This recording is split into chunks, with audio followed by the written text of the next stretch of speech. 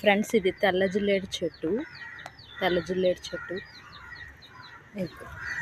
ఇది మీకు ఐడియా ఉందా? తెల్ల జిల్లేడు చెట్టు చూడండి.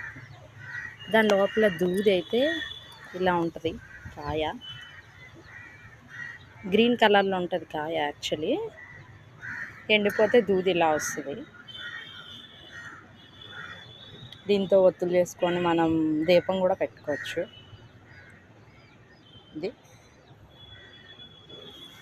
ఇవి ఐడియా ఉందా మీకు? ఇది ముల్లగోరింటి చెట్లు అంటారు, లేకపోతే గొబ్బు పూలు అంటారు, లేకపోతే బంగారం పూలు అంటారు. చూడండి, ఈ